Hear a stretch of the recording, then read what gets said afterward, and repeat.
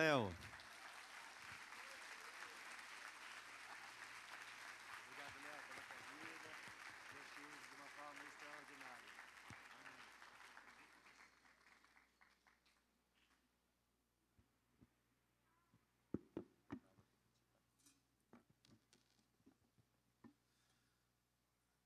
Shalom, linda noiva de Jesus. O desejo do meu coração é que se cumpra cada palavra que foi profetizado nesse lugar acerca de céu aberto. Pode se assentar. Ajuda-nos, Jesus.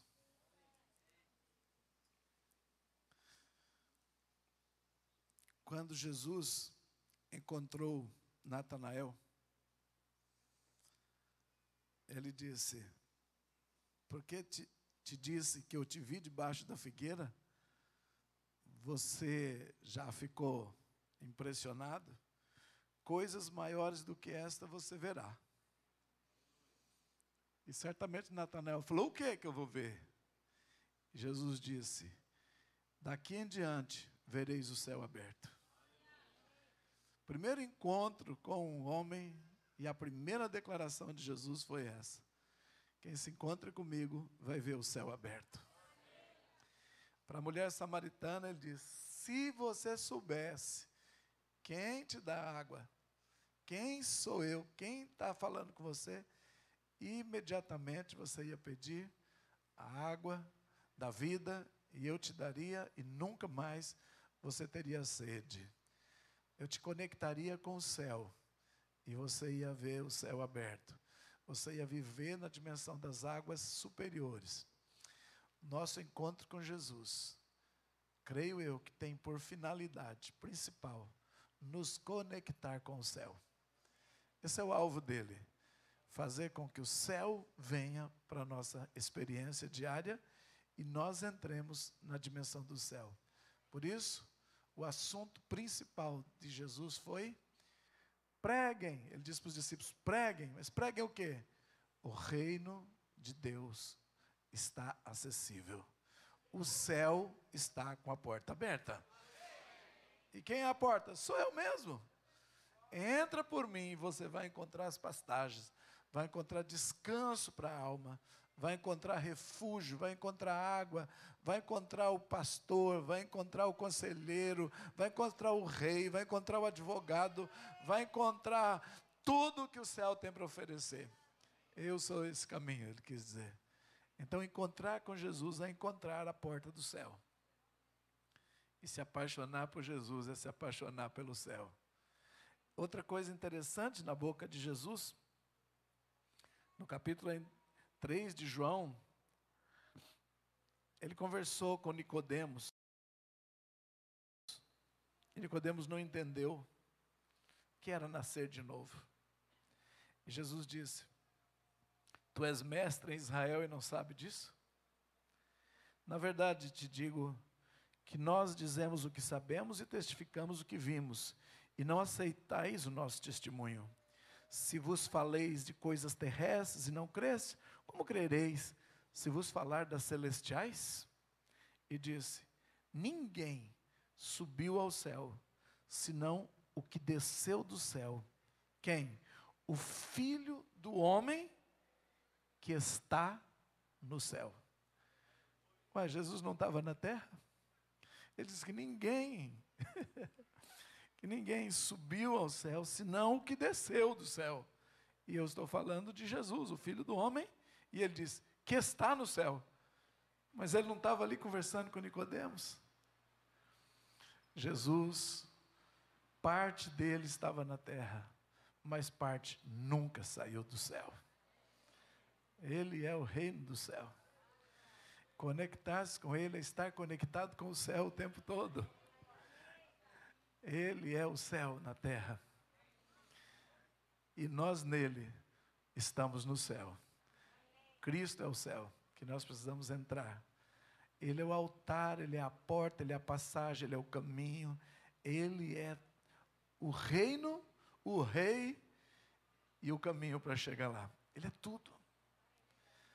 Como é que eu vou então conhecer o reino dos céus e ver o céu aberto?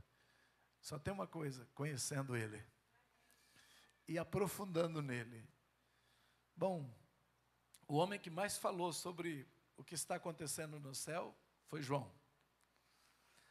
Agora, por quê? Então, essa noite eu gostaria de, ao invés de começar estudando Jesus, nós começássemos estudando João. Uma vez que João tem o segredo de como acessar Jesus, de como entrar em dimensões maiores de Jesus. Eu fiz um levantamento há um tempo atrás sobre idolatria. E Satanás conseguiu transformar pessoas que tinham muita unção de Deus em altares de idolatria. Paulo virou instrumento de idolatria, Pedro virou instrumento de idolatria, João Batista virou então um instrumento de idolatria, que tem festa para ele, as juninas, né?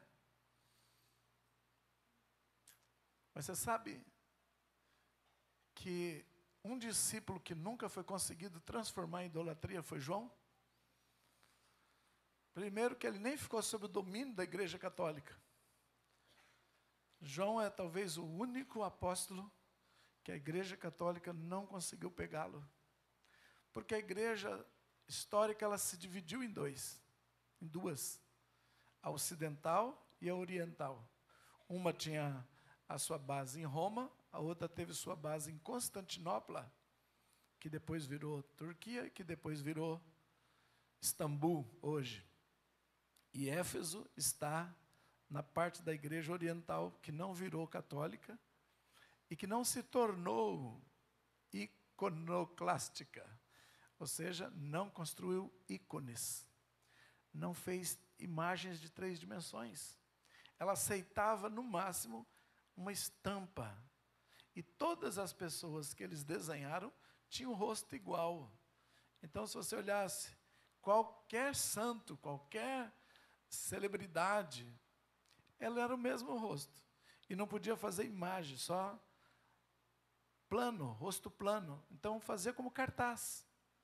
E a igreja do Oriente, ela condenou a idolatria em forma de uma imagem 3D. Enquanto que a igreja romana adotou e mesclou com Grécia e adotou esse tipo de imagem.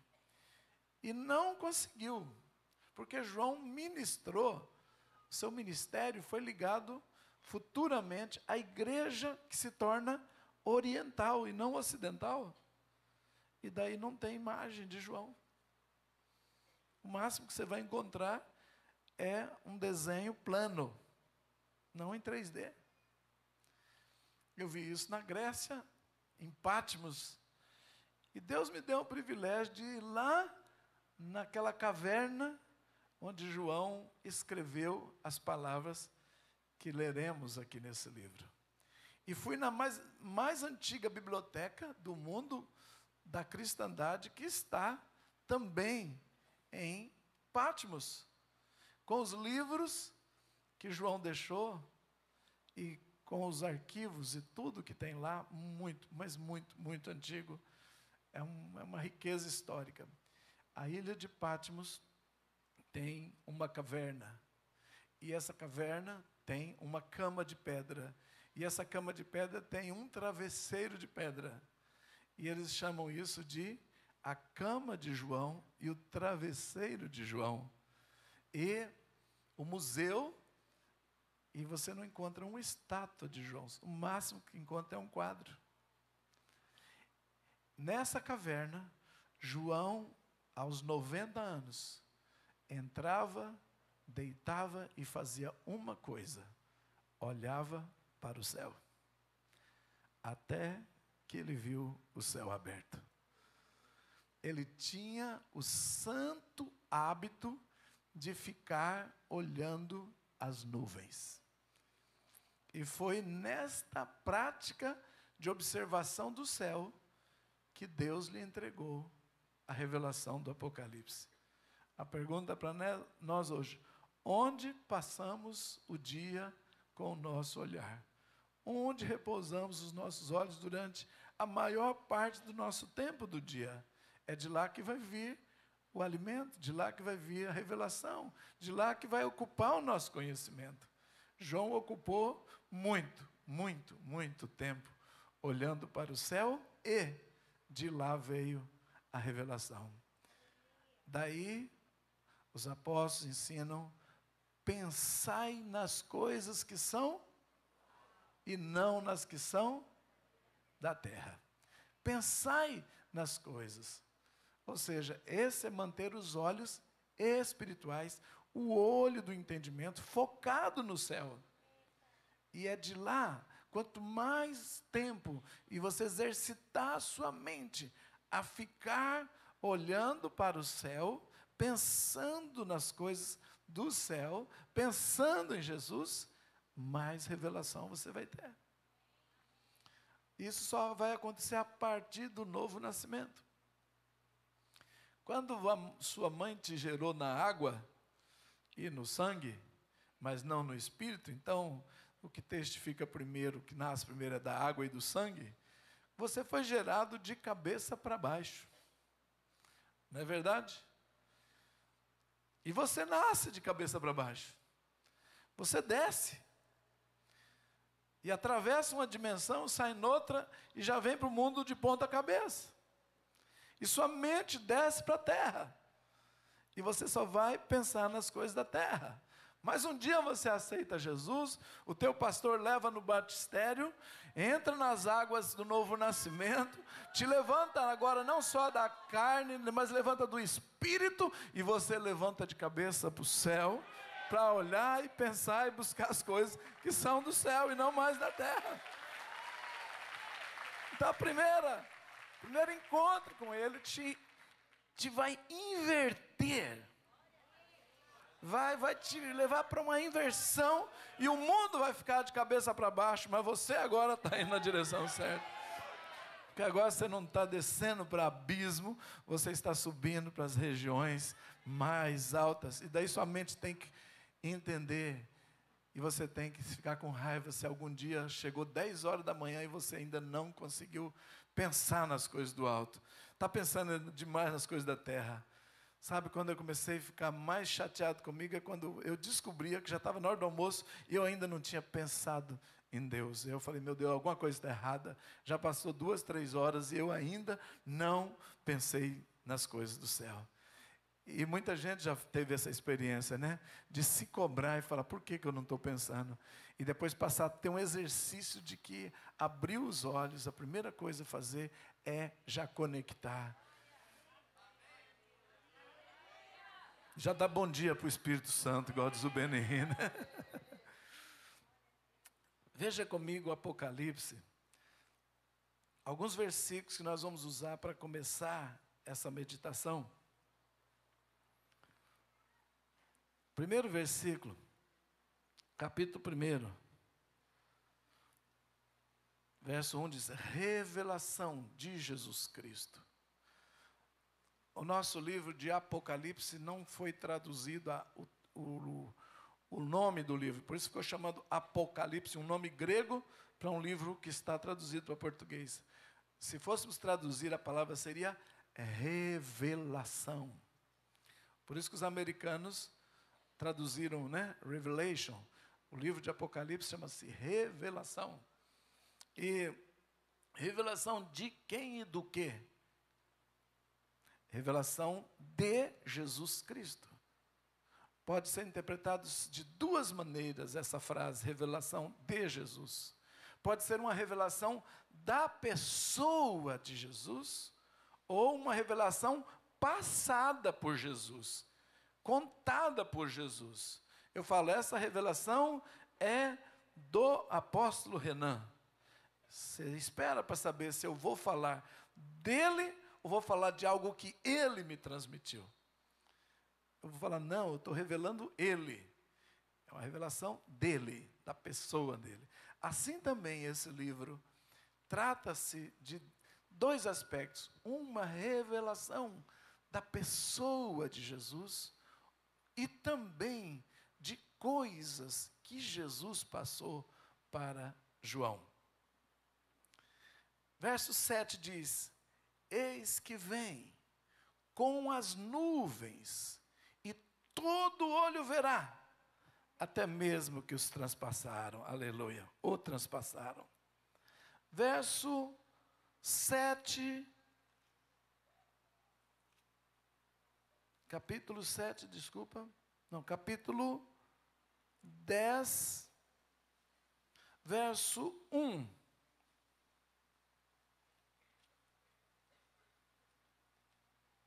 Capítulo 10, 1. E vi outro anjo forte que descia do céu, vestido de uma nuvem, e por cima da sua cabeça estava o arco celeste. E aí tem a descrição do anjo que desce vestido de nuvem. 14, 14.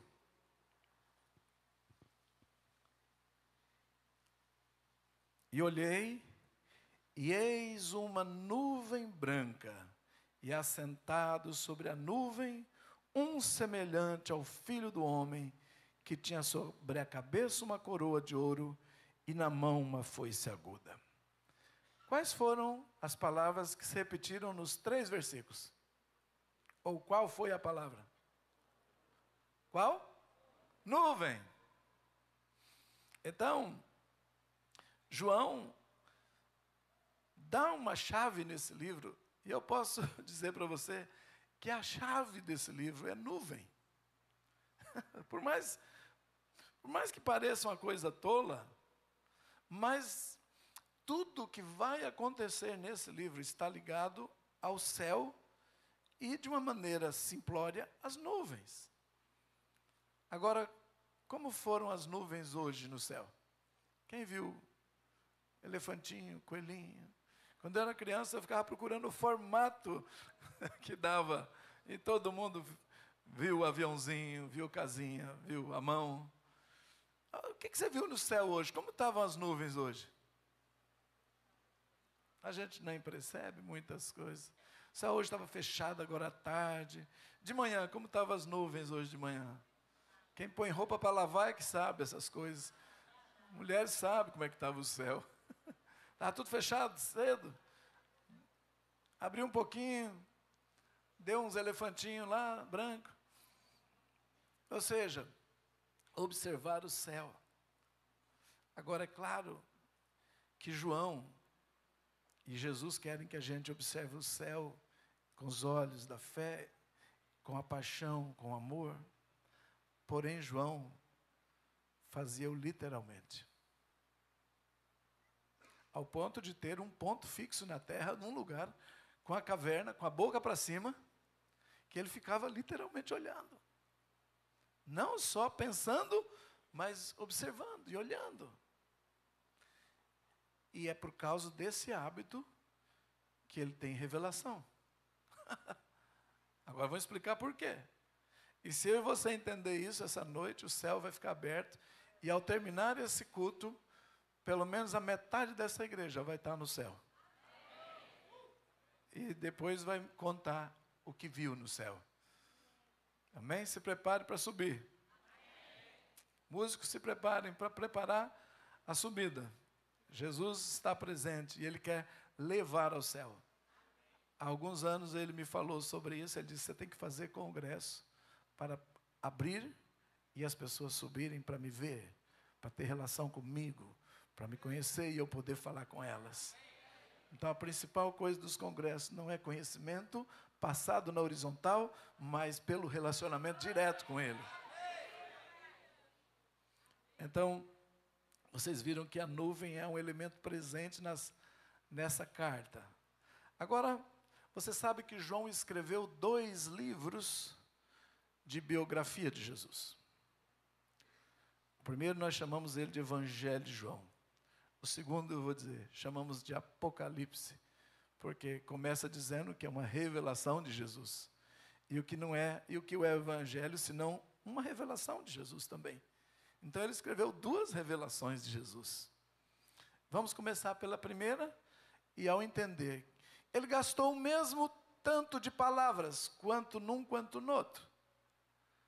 Um dá 21 capítulos, e o outro dá 22. Um começa no céu e o outro termina no céu. Ele tem uma capacidade de enxergar Jesus como um ser celeste. Você sabe que são 4 evangelhos, não são? Quais são? Mateus, por que ele escreveu esse evangelho? Qual foi o motivo dele ter escrito um evangelho? Alguém sabe para quem Mateus escreveu? Quem era o destinatário o público-alvo de Mateus?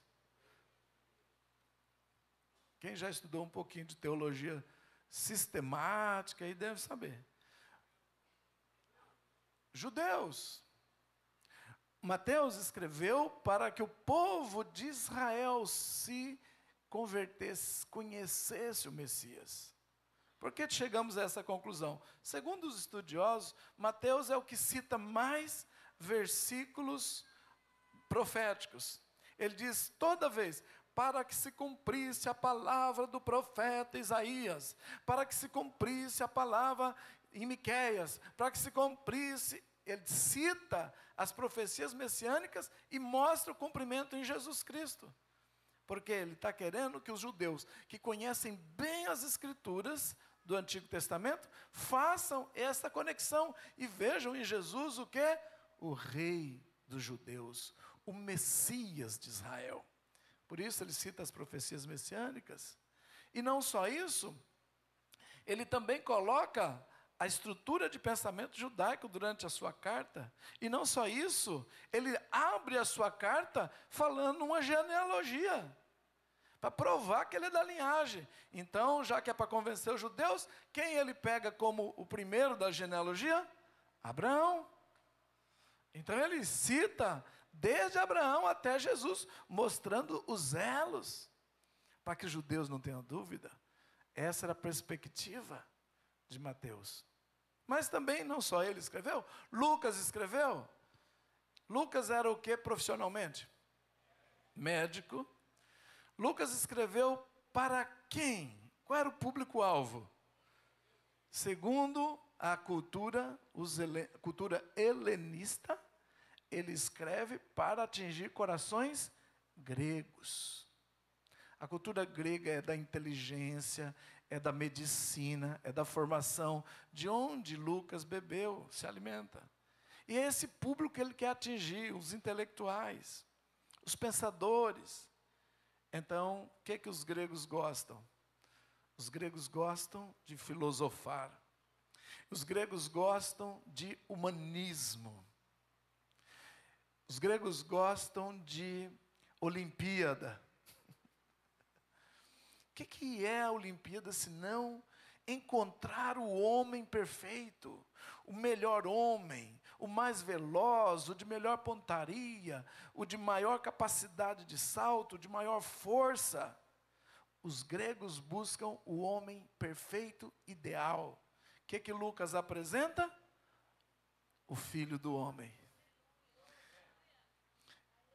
Ele apresenta um homem maravilhoso, sábio, conselheiro. Então ele vai dar ênfase à sabedoria de Jesus. E ele vai trabalhar uma genealogia diferente de Mateus. Então, onde ele vai começar a sua genealogia, a genealogia de Lucas? Em Adão, o primeiro homem perfeito, e Adão de Deus. Essa é a meta dele. Mas nós temos também Marcos. Marcos é o menor dos evangelhos, é o mais prático, sintético e o primeiro. Para quem ele escreveu? Segundo os estudiosos, para os romanos, que era o público dominante, eram os que regiam na época. O que Roma amava? Roma ama fazer os outros escravos. Transformar todo mundo em servo de Roma. E então, o que Marcos vai apresentar? O Jesus servo. Um servo sofredor que não reclama, ganha pouco e se diverte ainda. Um homem disposto a... Você fala com ele e... Sabe qual é a palavra que Marcos usa? Abundante? é imediatamente Jesus foi. Quem é que você mais gosta de uma pessoa que ela trabalha rápido, é um escravo, não ganha, não reclama, não murmura, ensina todo mundo a submeter. Se te roubar uma coisa, você dá outra. Se um romano te tomar uma capa, você dá. Então, agora, precisa de genealogia para apresentar um servo? Então, você pode morrer de procurar genealogia no livro de Marcos e nunca vai encontrar. Porque ninguém está preocupado quem é o pai, o avô, o bisavô. É só um servo. Bom, e João? Como é que João viu Jesus? E para quem João escreveu? Qual é o público-alvo de João?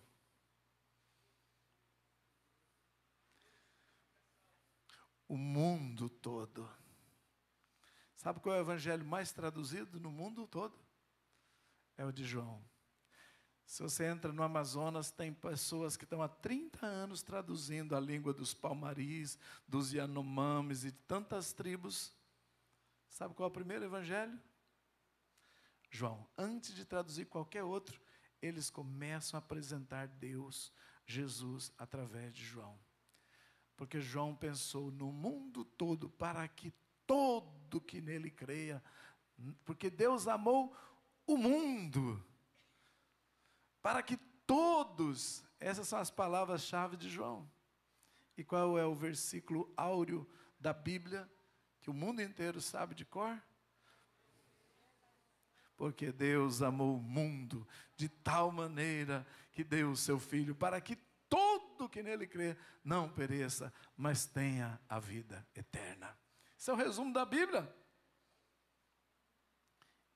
E qual é o ponto de origem de João? Qual é a genealogia de João? Ele põe Jesus aonde? Onde começa? No princípio era a palavra, só Deus e a sua palavra. No princípio era o verbo estava com Deus e o verbo era Deus. A genealogia dele é essa. Lá no princípio, aleluia. Ele estava no princípio com Deus, todas as coisas foram feitas por ele, sem ele nada do que foi feito se fez. Olha a forma como ele apresenta. Ele não vê apenas um servo trabalhador em benefício da humanidade. Ele não vê o filho do homem, um homem perfeito para os gregos. Ele não vê apenas um rei para os judeus. Ele vê um Deus de amor para salvar todo mundo. Essa é a visão de João. Como é que esse homem alcançou essa visão? Se ele tinha a mesma formação judaica, mesma influência romana e grega, como que ele ultrapassa os seus colegas?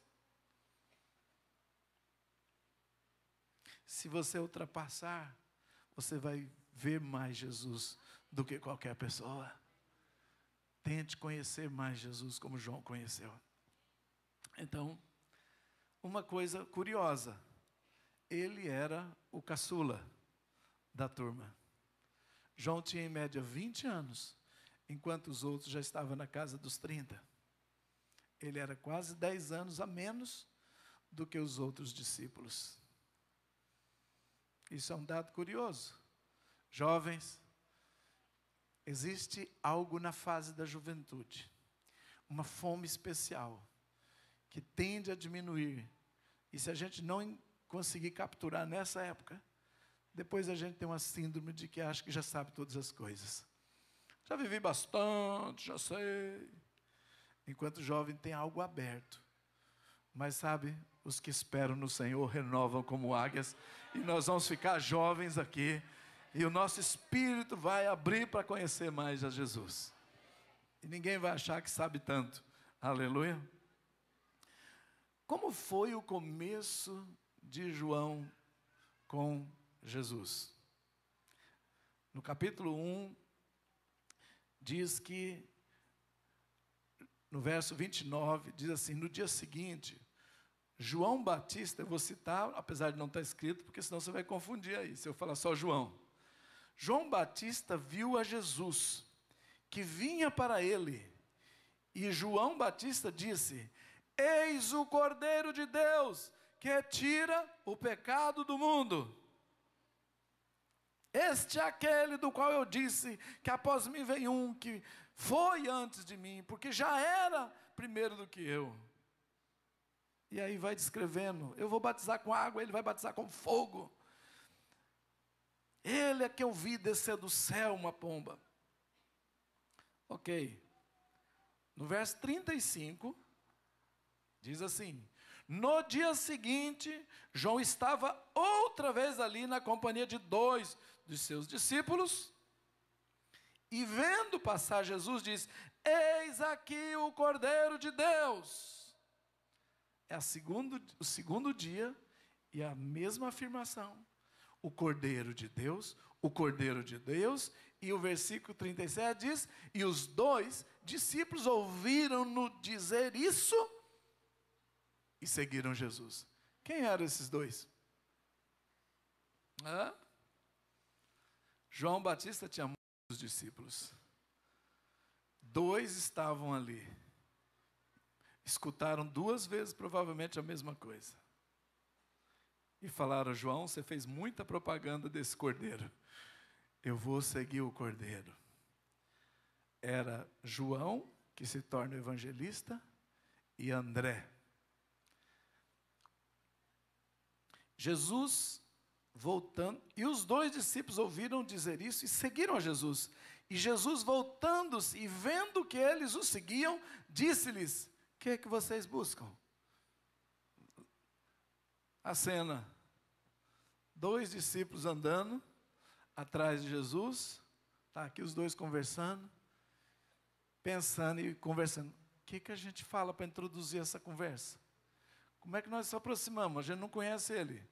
João chama ele de cordeiro. Algo queimou na gente. E os 2 vão indo, vão indo, vão indo, vão indo. E Jesus se toca que está sendo seguido. O que é? Qual o problema? O que eles disseram? Olha que desculpa esfarrapada. A gente faz, está calor, não sei o quê. Eles disseram: onde você mora? A gente queria saber onde o senhor mora. E ele diz: venham e vejam.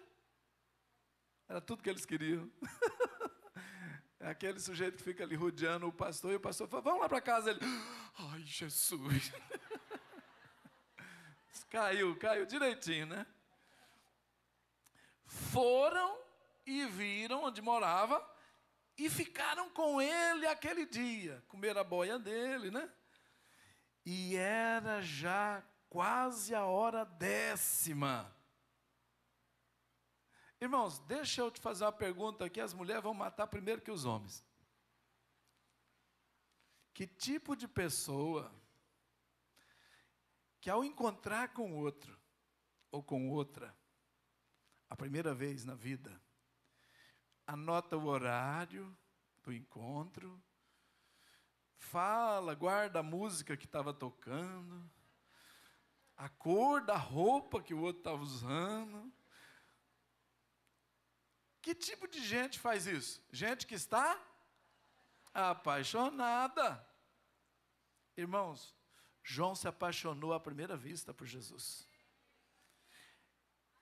E ele já começa a escrever o seu diário, até com a hora do primeiro encontro. Você pode procurar os outros, você não vai encontrar isso. Você vai encontrar, eles têm que sentar, e alguém tem que contar o relato para ele fazer o evangelho dele. João estava de caderneta na mão. Era quase 16h, a hora que eu vi a primeira vez. E passamos o dia juntos. Pega os detalhes que você vai entender para quem Deus vai se revelar muito. Então, seguiram. Então, apresentaram outros. E diz aqui: era André, irmão de Simão Pedro, um dos 2 que ouviram aquilo de João e haviam seguido. E aí já apresentaram depois o irmão Simão E Jesus chamou ele de Cefas. E no verso 43, eles subiram para Galiléia. Por quê? Porque esse encontro se deu em Jerusalém, nas regiões do Jordão. Você sabe quantos quilômetros João, André, Pedro andavam para serem discipulados por João Batista? 140 quilômetros. A pé. Porque eles eram galileus e pescavam. E o lugar onde Jesus foi batizado e onde eles encontraram João Batista era essa distância.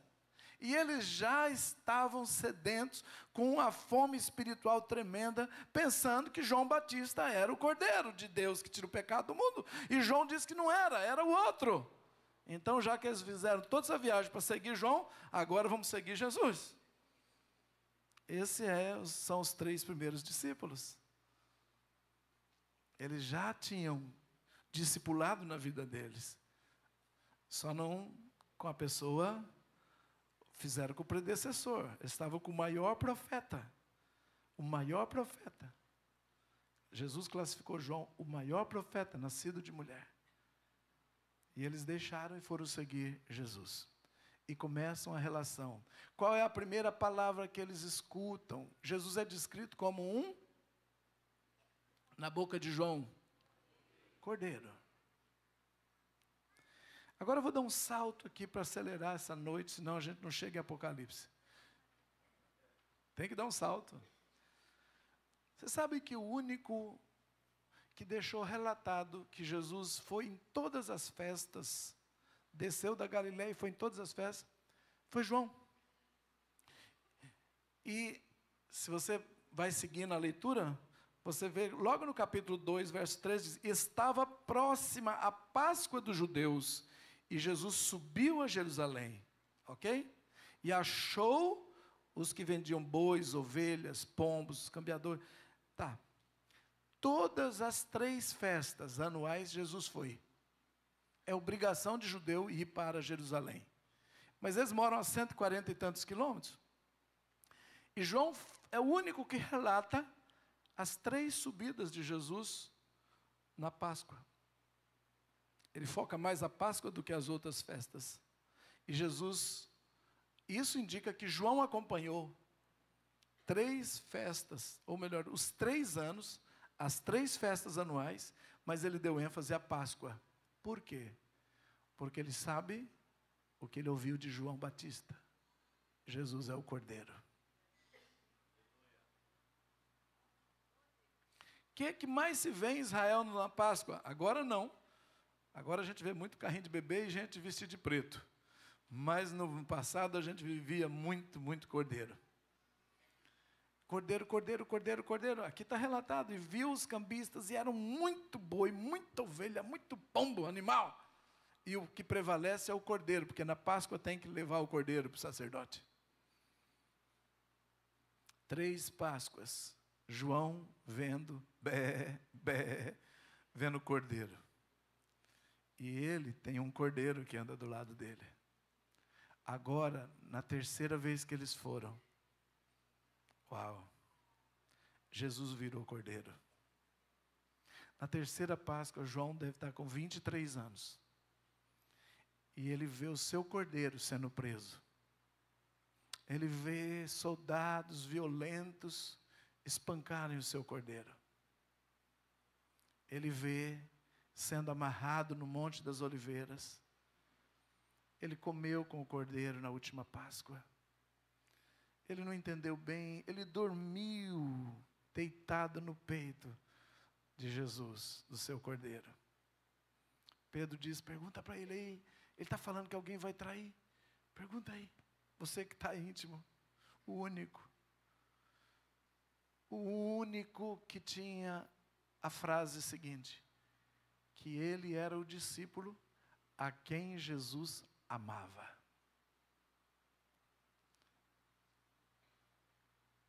João sabia que amava Jesus, mas o mais importante, ele declarava o tempo todo que Jesus o amava.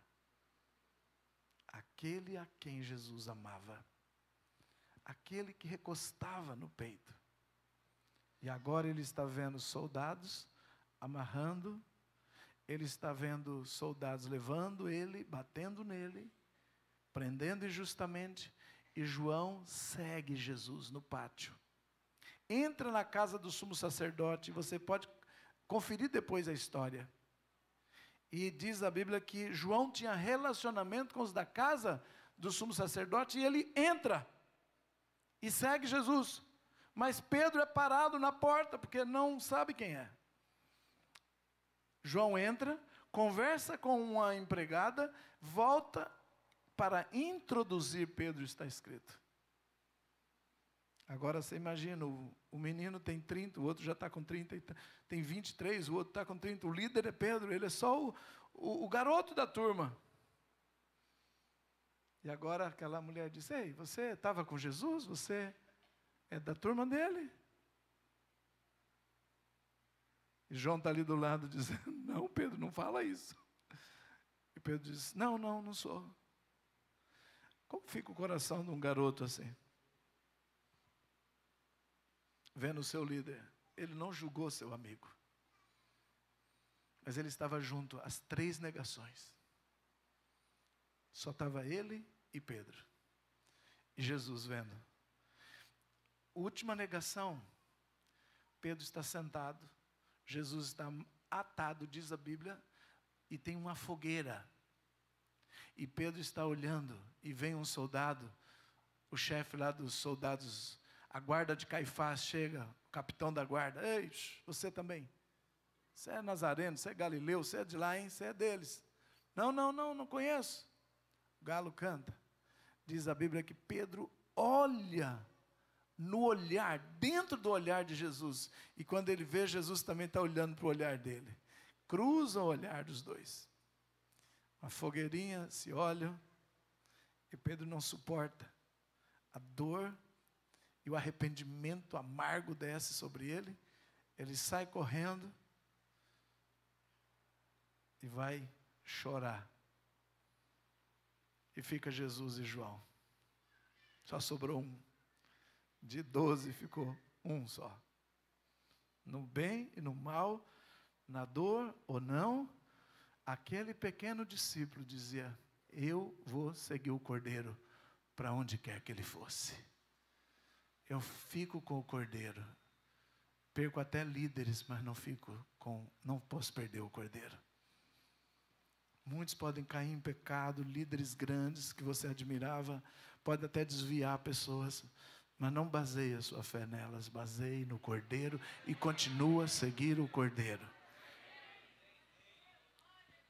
Então, esse moço está escrevendo tudo. Ele está relatando dia após dia, sinal após sinal. E ele disse, se eu fosse publicar tudo que eu anotei, teria que escrever, teria que produzir muito papel e tinta. Mas esses foram escritos para que creiais que Jesus é o Filho de Deus. Assim ele resumiu. Mas João presenciou a traição. João continuou seguindo. E quando você vai para a cruz, no dia da crucificação, quem estava embaixo lá na cruz? Quantas pessoas estavam lá olhando Jesus? Verso 25 do capítulo 19. E junto à cruz de Jesus estava sua mãe, sua irmã, a irmã da sua mãe, no caso da sua tia, a mulher de Clopas e a Maria Madalena. 3 mulheres e um discípulo.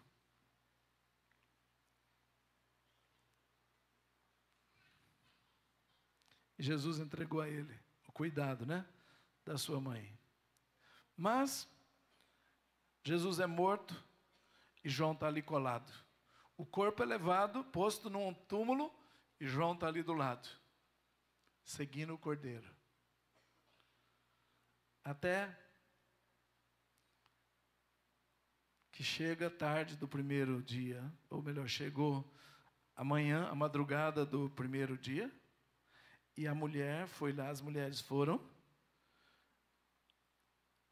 e descobriram que a pedra tinha sido removida.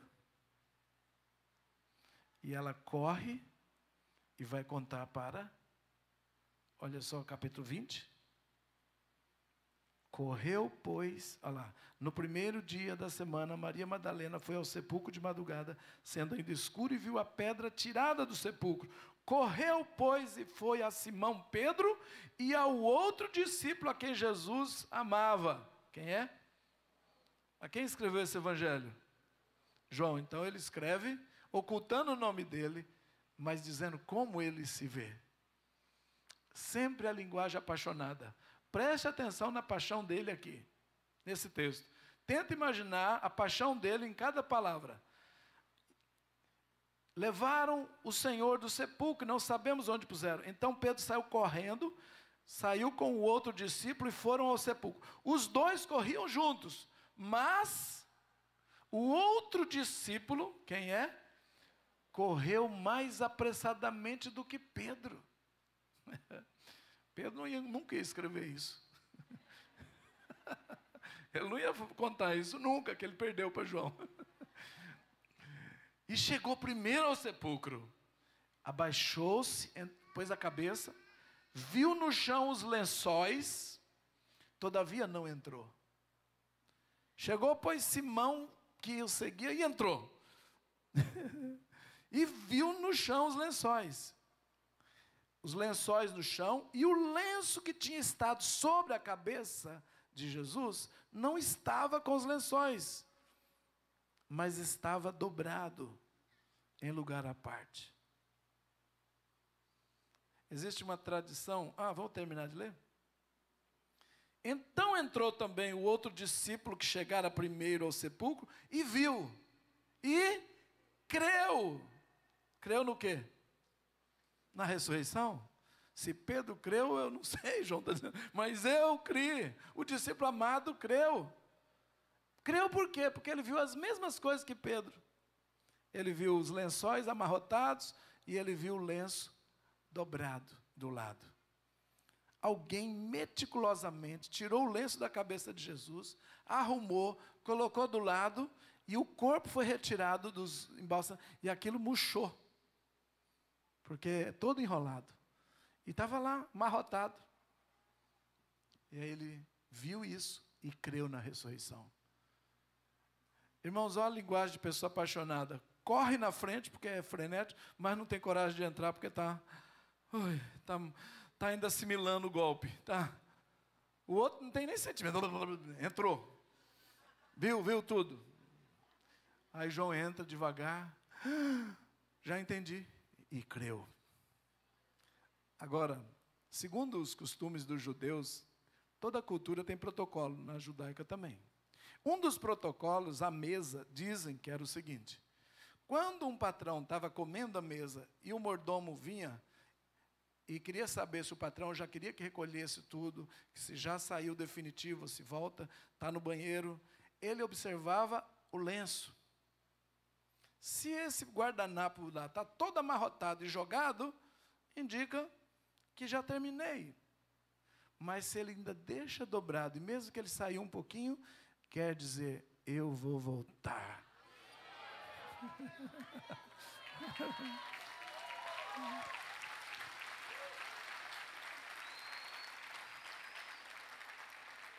Então, tem um encontro, Jesus marca um encontro com eles, e quer resolver alguns problemas com eles, e quer passar a missão. Jesus já está ressurreto, marca encontro com os 12. E agora, eles estão lá na Galileia. Capítulo de João, aí, o último capítulo. Jesus vê eles pescando na Galileia. Eles saem de Jerusalém, viajam 140 de Jerusalém, diz que dá 146 ou 147 quilômetros.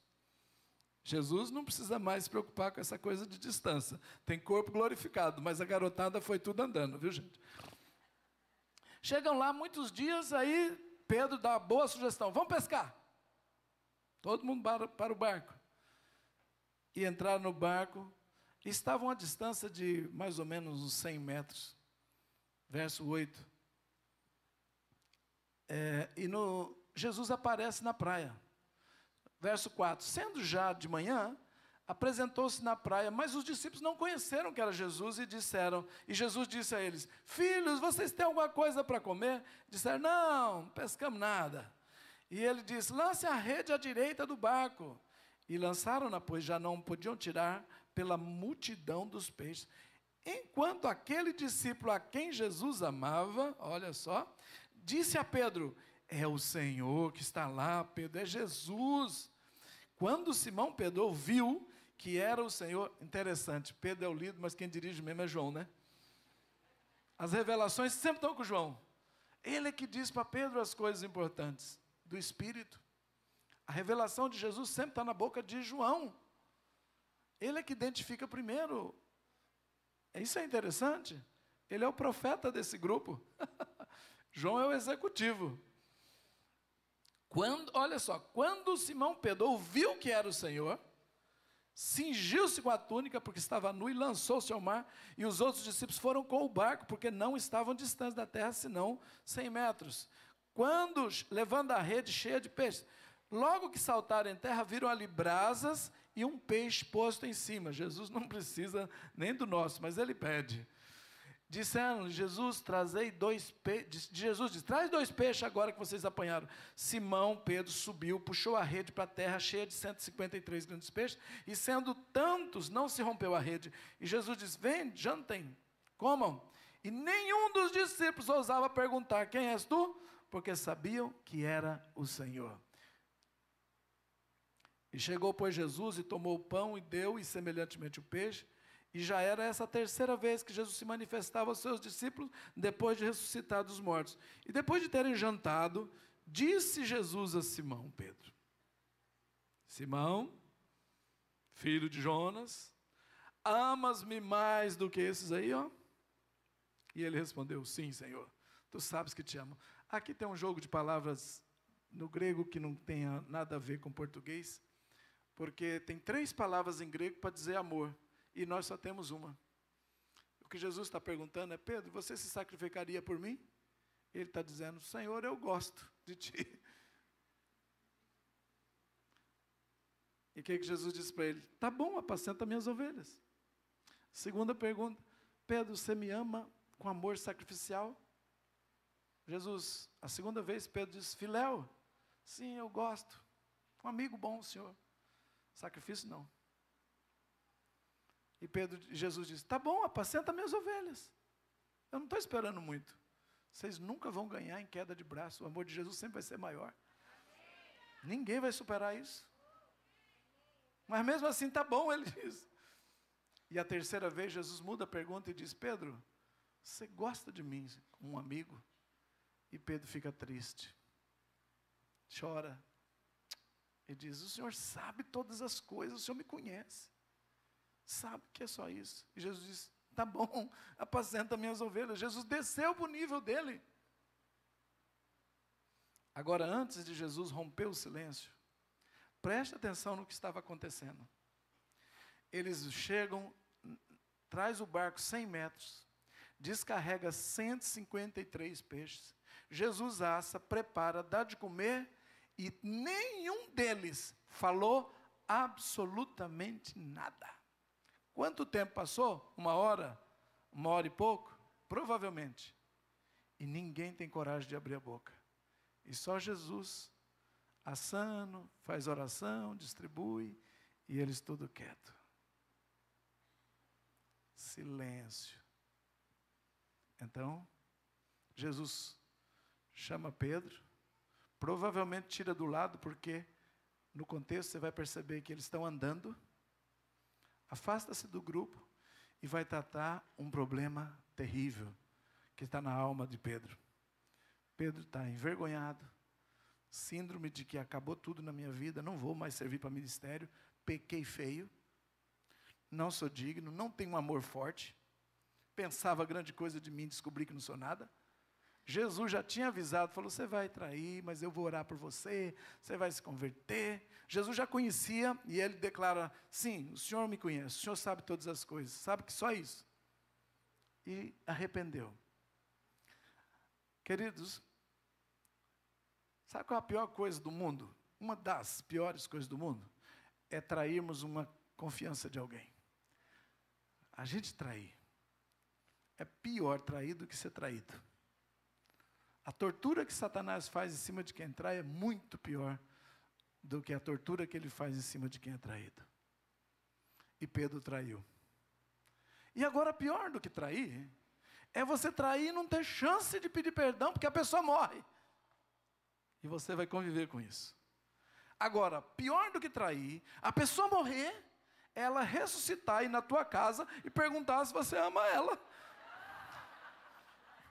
Aí, meu amigo, não tem caos pior na vida. E é isso que Pedro está passando. Meu Deus do céu, as pernas estão bambas. Imagina a cor que ele está. Não toca nesse assunto, Senhor. Esquece isso da minha vida. E Jesus está dizendo, tá bom, apacenta as ovelhas. Que amor é esse, gente? Não deixa o diabo te enganar por uma falha na vida. Jesus continua a te conhecer antes e depois e te considera do mesmo jeito. Me considera e não vai mudar o plano. Isso é amor. Isso é que é Deus. Então, agora, Jesus fala algo para Pedro fantástico. E diz, Pedro, na verdade, eu te digo que quando era mais moço, cingia-te a ti mesmo, andava por onde querias. Mas quando você for velho, estenderá a mão e outro te cingirá e te levará para onde tu não queiras ir. E disse isso, significando com que tipo de morte Pedro ia glorificar a Jesus.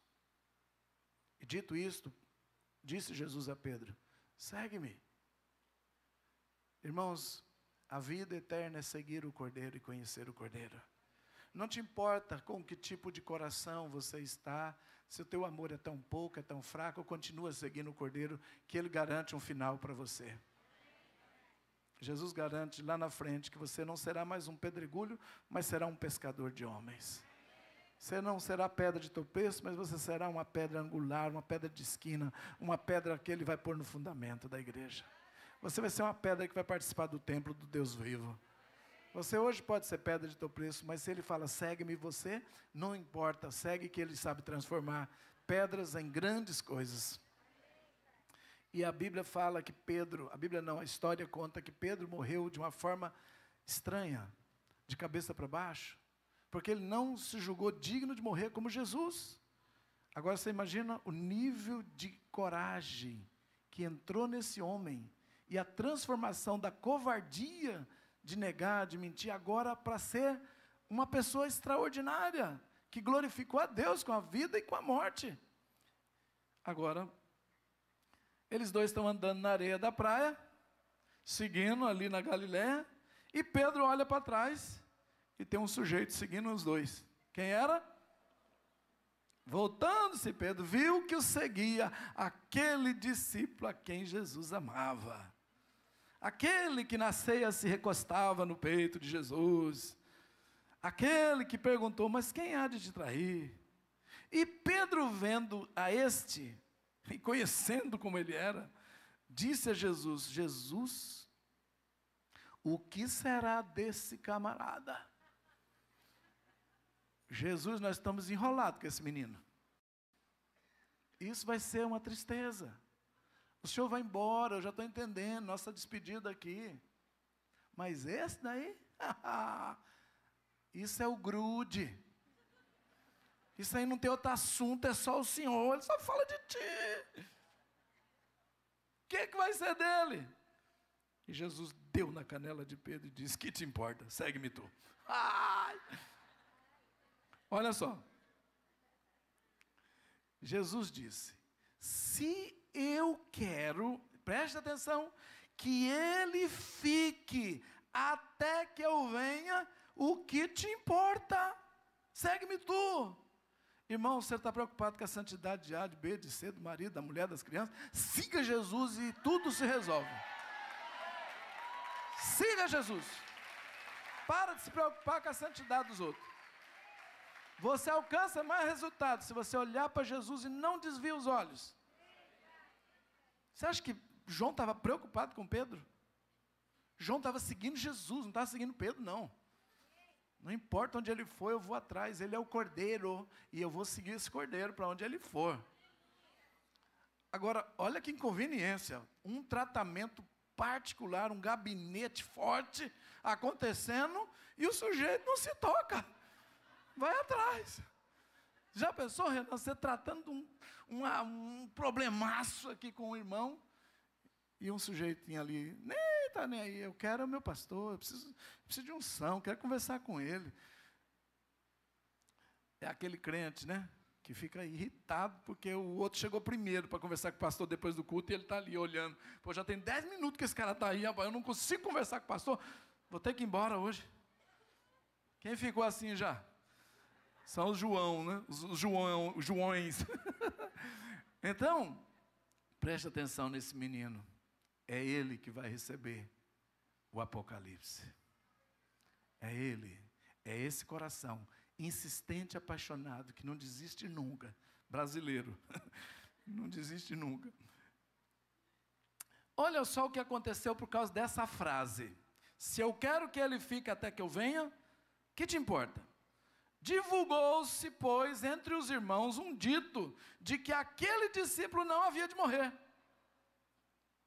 Jesus, porém, não disse isto, mas ele disse, se eu quero que ele fique até que eu venha. Distorção. Eu não sei quem contou essa história na igreja, mas o fato é que a igreja inteira primitiva dizia isso. João não vai morrer e vai ver Jesus voltar. Sabia? Virou um dito na igreja, diz. Eu acho que foi Pedro que falou. Jesus foi embora. João segredou. Eu acho que quem fofocou foi Pedro, gente. E distorceu ainda. Diz João, ó, estou sabendo. João é o predileto da turma. Jesus, tem um negócio com esse menino aí. Ok. Como foi que Jesus se separou desses meninos? Verso 9 do capítulo 1 de Atos, está aí do seu lado. Jesus diz, recebereis poder ao descer o Espírito Santo, e vocês ficam em Jerusalém, depois vocês vão para a Judéia, Samaria, até os confins da terra, sobre o poder do Espírito. E dito isto, verso 9, e quando dizia isto, no Monte das Oliveiras, vendo eles, foi Jesus elevado às alturas, e uma nuvem o recebeu, ocultando-se dos olhos, e estando eles com os olhos fitos no céu, enquanto ele subia, eis que junto deles se puseram 2 varões vestidos de branco, e os quais lhe disseram, varões galileus, por que estáis olhando para o céu? Esse Jesus que dentre vós foi recebido em cima no céu, há de vir como para o céu vistes ir. Como foi que eles viram Jesus subindo? Numa nuvem branca, que foi envolvendo e subindo, e um garoto que nunca se apartou, nem na cruz, nem no sepulcro, nem em situação alguma, nem numa festa, nunca se apartou do cordeiro. Agora, ele não consegue subir. E ele fica olhando para cima. E alguém ainda fala, ele vai voltar desse jeito. E ele fica pensando, ele diz que se ele quiser que eu fique até que volte, quando será? E os céus capturam esse moço. E ele vai passar o resto da vida querendo saber o que acontece dessa nuvem para cima. Onde está o meu cordeiro? Passam-se 10 anos, 20, 30, 40. Morreu Pedro. Morreu Tiago. Bartolomeu. Até o jovem que agregou a nós, Paulo, também já morreu. E só eu fiquei.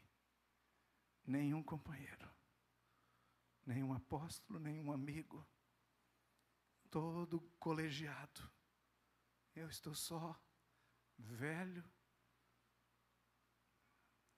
Deram-me um banho de óleo quente, a morte não me tocou. Foi lançado de um despenhadeiro, não morreu.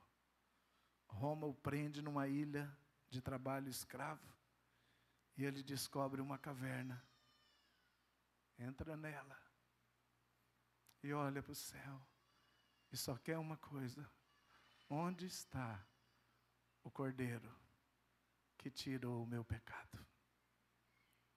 Cadê? Eu escrevi a sua história até a nuvem. Até o dia que eu vi, eu escrevi.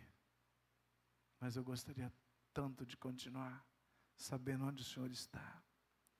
Meu coração derrete de saudade, de amor, pelo homem que mudou minha vida. Pelo Deus que desceu do céu e se fez carne. Eu deitei no colo dele, eu senti o cheiro dele. Eu jejuo dia e noite para tê-lo de novo. Onde está? Já estou velho. As igrejas, meu Senhor, já estão começando a se desviar da fé. A esperança está indo embora. Roma está matando tantos. Cadê você, Jesus? Então, um dia ele está olhando, lá na ilha de Patmos, e olhando para o céu, e ele escuta algo, capítulo 4 de Apocalipse. Depois destas coisas olhei, e eis que estava uma porta aberta no céu. E a primeira voz, como de uma trombeta, eu ouvira falar comigo. Ela disse: sobe aqui, vou mostrar as coisas que devem acontecer. Logo eu já fui arrebatado em espírito, e eis que um trono estava posto no céu, e tinha alguém assentado sobre o trono. Meu Deus, eu vou encontrar ele de novo. E o que estava sentado era na aparência semelhante à pedra de jaspe, riqueza linda, sardônio, um arco celeste colorido estava ao redor do trono, era semelhante a esmeralda. Ao redor do trono havia 24 tronos, eu vi assentados sobre os tronos 24 anciãos, vestidos de vestes brancas. Eles tinham sobre as cabeças coroas de ouro, e do trono saía relâmpago, trovão, voz. Diante do trono ardiam 7 lâmpadas de fogo, os quais são 7 Espíritos de Deus. Havia diante do trono como um mar de vidro, semelhante ao cristal, e no meio do trono, ao redor do trono, 4 animais cheios de olhos, por diante e por detrás. O primeiro animal que eu vi era semelhante a leão, o segundo semelhante a bezerro, o terceiro rosto de homem, o quarto era uma águia voando.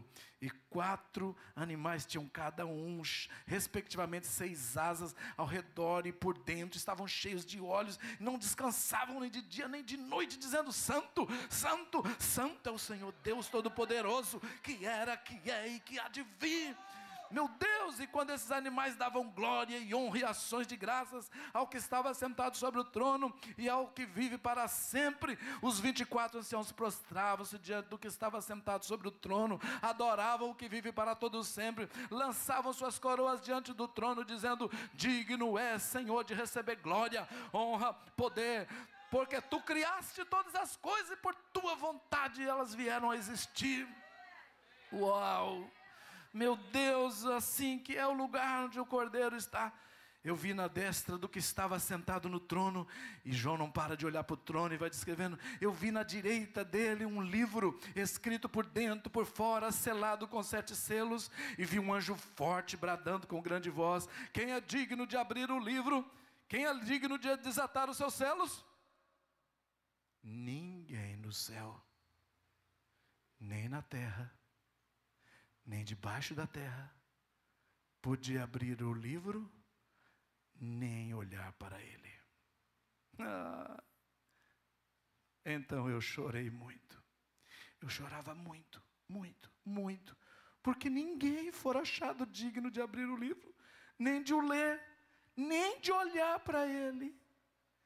Ah, onde está o meu cordeiro? Ele não está aqui. Não tem ninguém digno no céu, nem na terra, nem debaixo da terra. E eu esperei a vida inteira. Por quê? A Bíblia não mente, irmãos. Não estava no céu, não estava na terra, não estava debaixo da terra.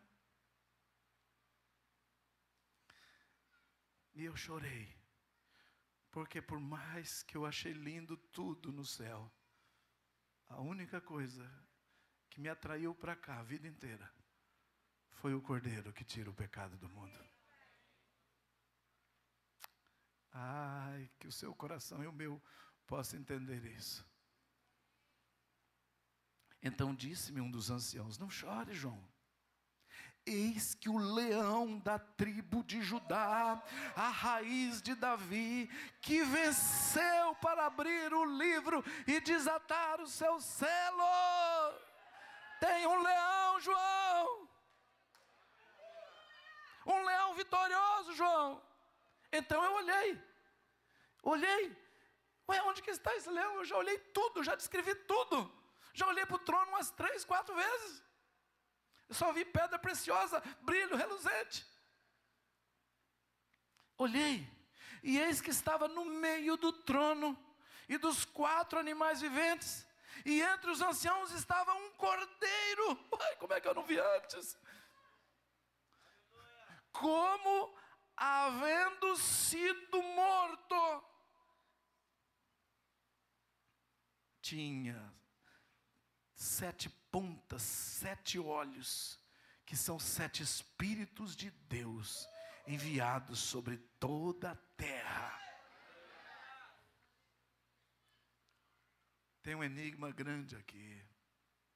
Foi apresentado um leão, ele viu um cordeiro.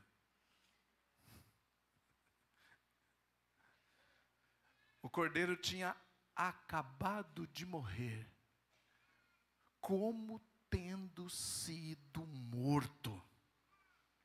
Os teólogos dizem, acabara de morrer. Ele viu o céu em festa. E agora ele consegue enxergar. Ele já tinha passado os olhos lá 1, 2, 3 vezes. E ele não tinha visto. Ele sabe porque ele subiu. E era isso que ele procurava.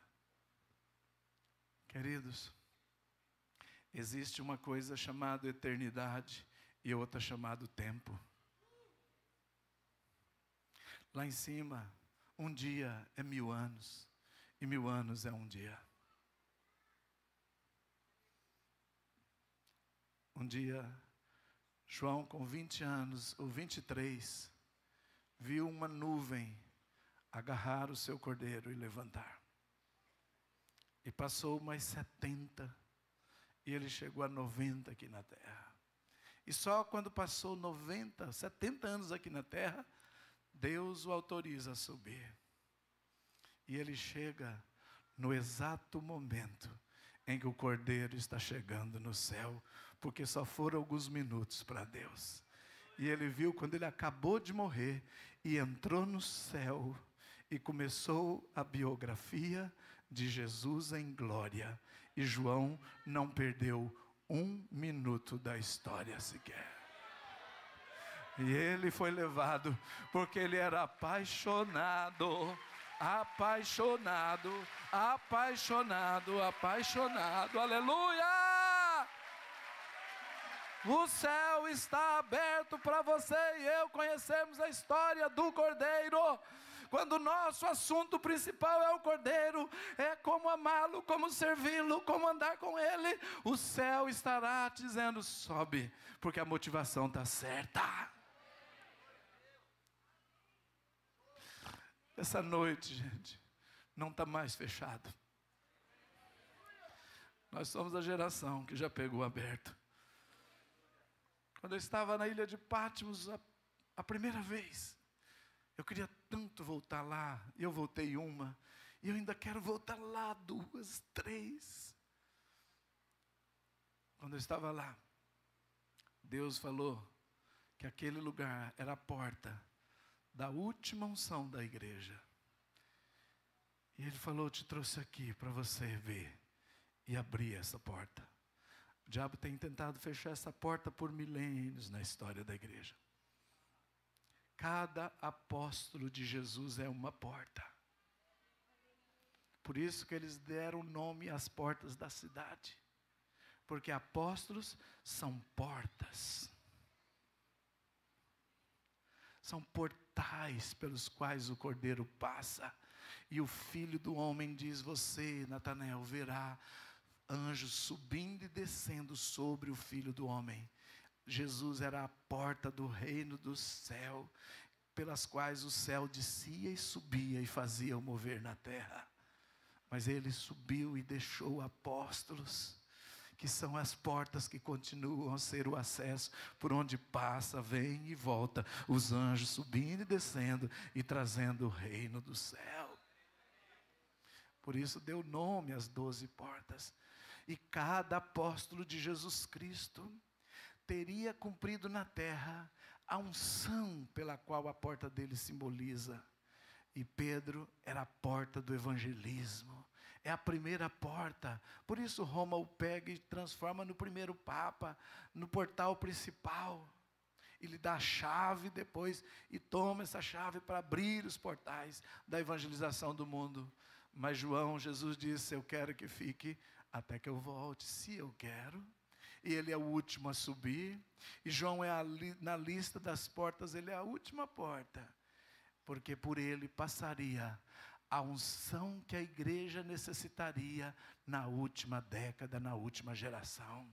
E João é a unção do amor a Jesus. Do amor ao próximo e do amor a Jesus.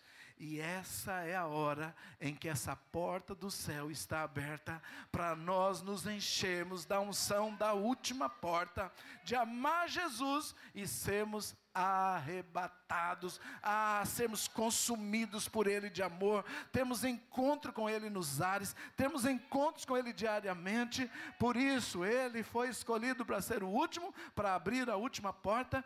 E graças a Deus, essa é a geração que vai amar como João amou.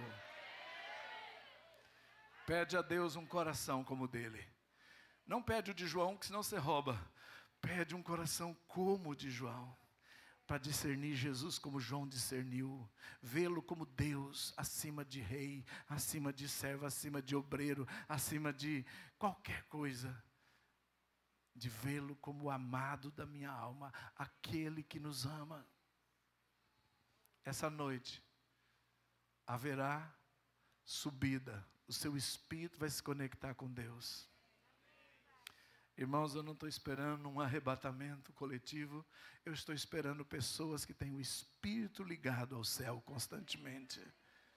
Pessoas conectadas por essa porta de amor a Jesus, que não vão se desligar. Estão na terra como Jesus, mas estão no céu ao mesmo tempo.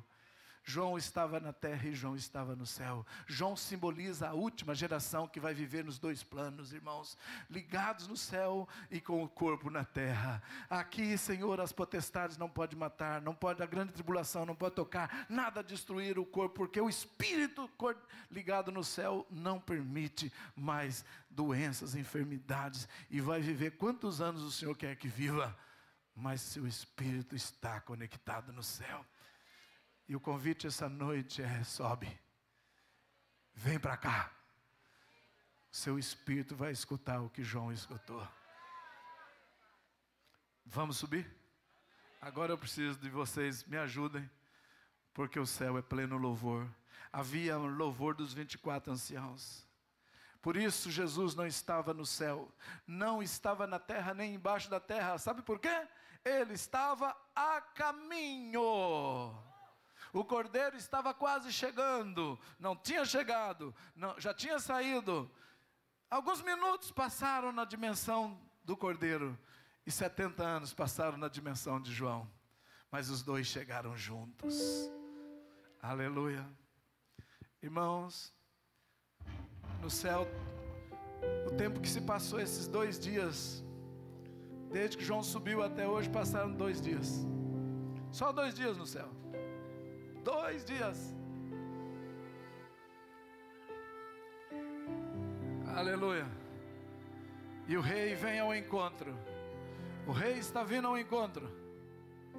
O rei está vindo ao encontro. Por isso o tema tem sido: eis que vi o céu aberto. Eu posso garantir para você, esse congresso é fiel e verdadeiro. O tema é divino. O céu está aberto e essa noite extravase-se. O céu tem 24 horas de adoração. Tem 24 anciãos adorando. João viu toda a glória da adoração contínua. E quando nós entramos adorando dessa maneira, o céu também se conecta com a terra. Vocês verão Jesus andando entre nós, e alguns daqui vão andar diante do trono. Para alguns Jesus desce e diz: vem tirar do seu olho toda lágrima. No último seminário que eu estava dando sobre essa palavra, um jovem ria. E eu disse para ele: mas você ri tanto? Ele diz: eu subi lá, Léo, e eu via Jesus, só que eu ficava rindo demais, eu estava com vergonha, porque eu não conseguia parar de rir. E aí ele diz: mas o que aconteceu? E eu me escondi atrás de um ancião de branco. Eu fiquei atrás porque eu não queria ficar olhando para Jesus e rindo. Eu sei lá o que ele ia pensar de mim. Mas aí alguém chegou e disse para mim: sabe por que você está rindo? Ele disse: não. Ele disse: porque Jesus já enxugou dos seus olhos toda lágrima.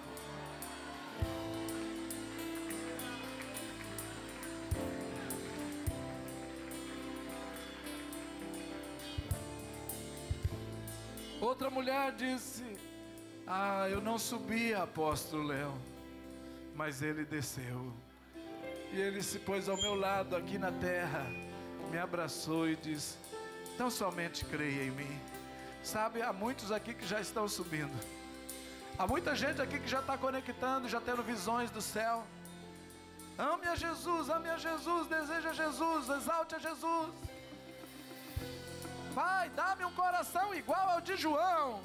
Dá-me aquele coração de menino apaixonado, despreocupado, só concentrado em seguir Jesus. Ver você.